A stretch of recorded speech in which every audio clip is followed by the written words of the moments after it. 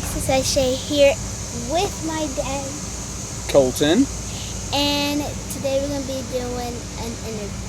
I'm going to ask him a couple questions, and then he's going to ask me a couple questions. So, what do you think, like how big do you want your deer to be this year?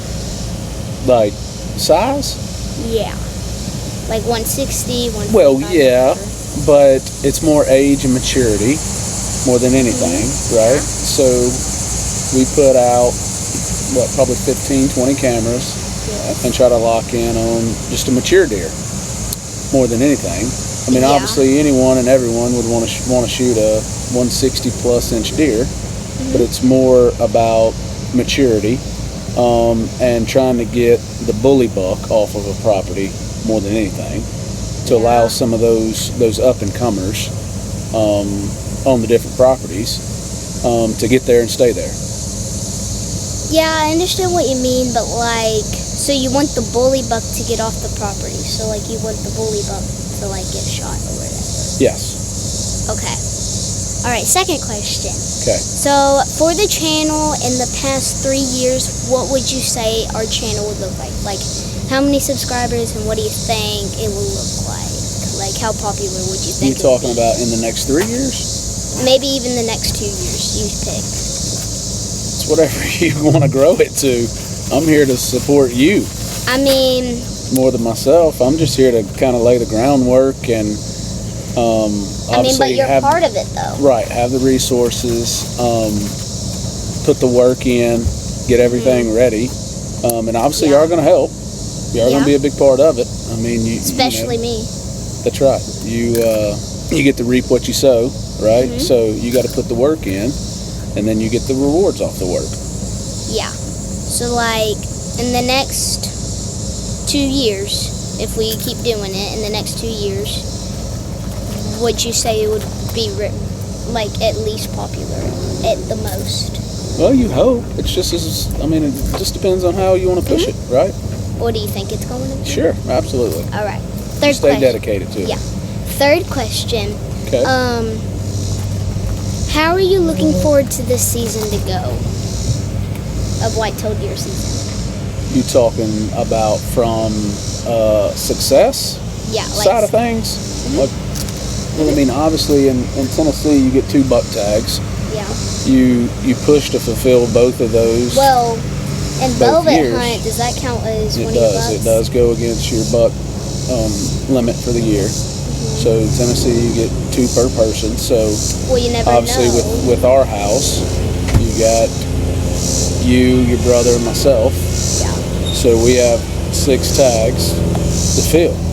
Obviously, we would love to fill all 6 of them, but we're gonna. I mean, you and your brother this year. I mean, your little 1.5-year-old deers. We're probably gonna pass those this year. We're gonna look for something that is a little bit more mature. You guys have been hunting for the past 2-3 years now. Well, I have probably been hunting for like the past maybe even 4 years. Yeah, maybe 4 years. But so you guys are getting to the point now where some of those 1.5-year-old deer we can start passing those, but it's all about having fun too, right? Yeah. I mean, the good Lord put the deer here for us to not just enjoy the sport, but to enjoy what they're here for, right? Yes.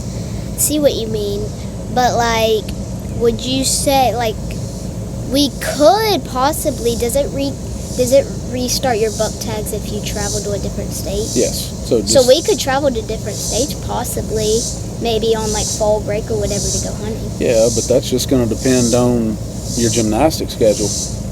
Once your gymnastics schedule gets up and going, I mean, on the weekends we're traveling southeast.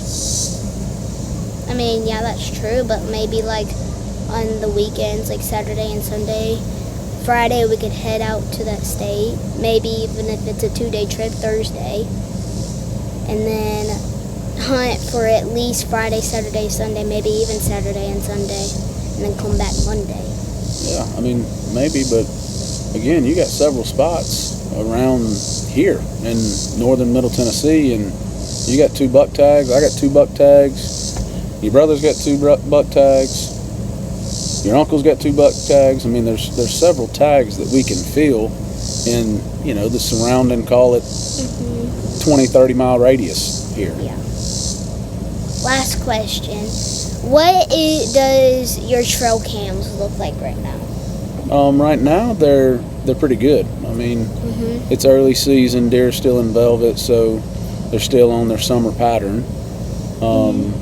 And we've been fortunate enough to kind of lock in and key in on some good mature deer so far. So we got 6 more days until the velvet hunt here in Tennessee. So hopefully me and your uncle can lock in and get 1 or 2 on the ground.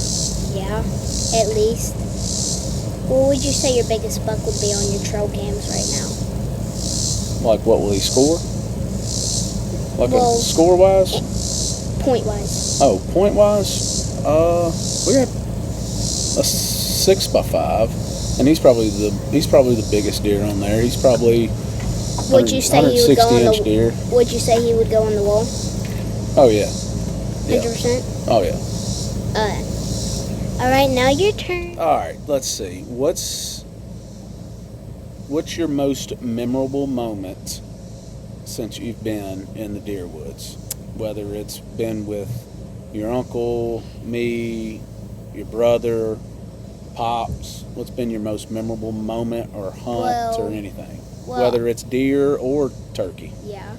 Well, probably I've had tons of memories in the deer woods, but probably my most memorable one, like the one that really kind of sticks out. Yeah, probably my first buck I've ever had, which was my only buck I've ever killed. Yeah? Do you remember it? Do you remember how the hunt went down? Yeah. It was like, so he was out in the field and I shot him. Well, what happened before that, though? Remember, on the way in?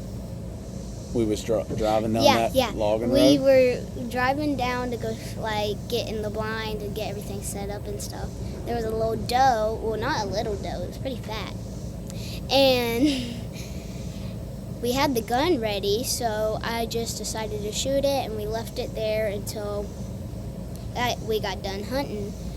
Well, then... That's right, because we didn't want to blow all the deer out of the woods, right? Yeah. Going in there and tracking her, so... Yeah. We shot her. Knew you put a good shot on her. Knew she wasn't going to go far, right? Yeah. So then we eased down and got the blind and stuff set up. Yeah. So after we set up, probably maybe 2-3 hours after we got set up, we heard some deer, and then they came out, and it was just the greatest one in there in that little pack or whatever. Was probably... Well, remember, I think... it was a 4-pointer. That was probably... Yeah, because I think my camera went off, right? Yeah. My cell cam went off, so I seen it on my phone, which kind of give us a heads up or notice that he was making his way towards the field, right? So then we was able to get everything moved that way, and then when he come out, I mean... Heck, he walked all the way down there to us, might near it, didn't he? Yeah, probably maybe even 45 yards. Yeah, your shot wasn't any further than 50 yards. Yeah, so Shooting then after I shot him, 223. After we shot him, we went and got the deer, and we FaceTimed Mom. Yep. And Mom was really proud of us. Same with Caden. And then after we got him, Kiko came down. Pop come down. My grandfather, if you're wondering. And he picked our buck up, and then we went to go find the doe. Yep. And then the doe was there. So then we came back home to Pop's house, and we went down to the river. Yeah. And gutted him out down in the river, right? And then... Come back to the house, got some pictures with the family and stuff, right? Yeah. Caden and Mom were holding... Caden was holding the doe, and me and you were on the side of the buck, and I was holding the buck. Yep. And then we skinned it, got the meat off and stuff, and it's in the freezer right now. Yep. Right. So, what do you think about hunting with your brother and how he's grown a passion with it? How's that been?